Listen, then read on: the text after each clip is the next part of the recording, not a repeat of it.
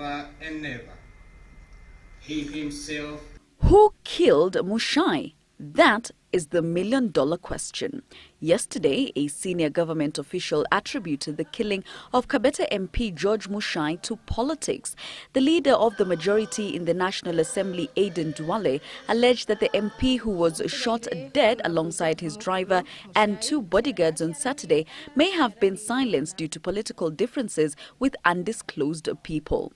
Kama ni kupanga njama ya hata kuua ule ana kupigana wewe kisiasa ni sisi wanasiasa. Today, while mourners sent off the late Muchai as he was laid to rest in his Kamulu farm, more voices from government officials emerged and they claim they know who killed Muchai. Kama hiki kifo cha Muchai hakitaweza kupatikana ni nani aliyekifanya na tunawajua. I'm prepared to resign. In November last year, on the cameras, George came and said that if I die today, these 6 officials from COTU asked them why I died. And he said it, and we saw he said it. So even if the investigation is going on right now, let us not shy off. If I was Mr. Nkaisari, and thank you very much for the arrest you made yesterday, but tomorrow we would want to see the big people in COTU in handcuffs. Because from the talks that we had, there cannot be any doubt that Muchai's death has got everything to do with the problems we have in the trade union movement in this country.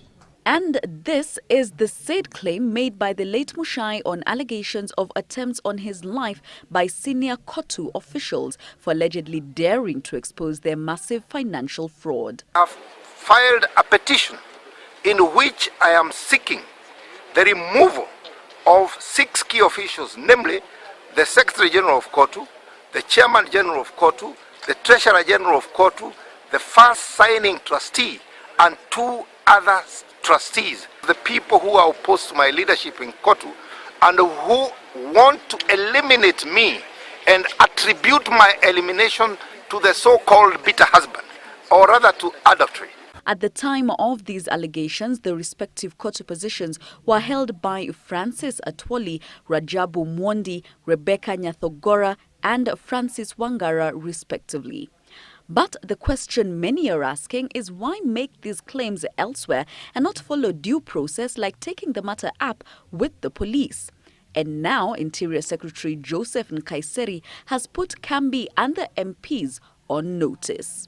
It is very unfair for somebody named to be mentioned in a murder case if there is no concrete evidence. And we demand that he write a statement to give us the evidence he has. An issue that Deputy President William Ruto sought to address directly, asking leaders not to make unsubstantiated claims that would jeopardize investigations. It is obvious that there are motives behind the murder of George Muchai. I want to persuade us,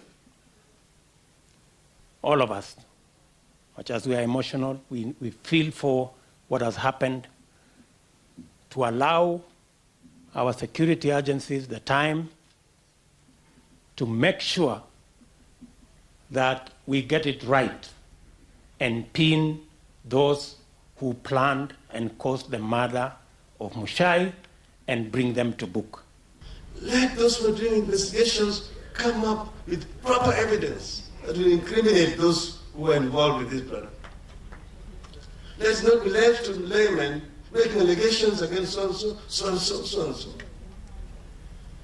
I happen to have lost a relative recently in a very bizarre way, but I said, let there be no speculations. COTU officials were conspicuously absent from the burial of their slain colleague and legislator.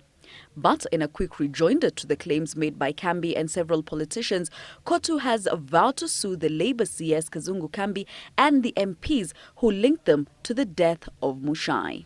Leaders at Muchai's send-off would allude to the fact that his speaking out against corruption cost him his life. lakini wale walifanya kitendo hiki tutawaangalia wakifa mmoja kwa mwingine, yule alifanya au na yule na wale walifanya, and all those who did it. Tumekasirika, Your Excellency. Tumempoteza kiongozi wetu, tumempoteza rafiki yetu, na tungependa kusema ya kwamba hata sisi kama Wanakenya tutatulia kwa roho zetu wakati haki itatendeka. Muchai was laid to rest in his Kamulu farm, while his aides will be laid to rest on Saturday, Monday and Tuesday. Jackie Maribe, Citizen Weekend.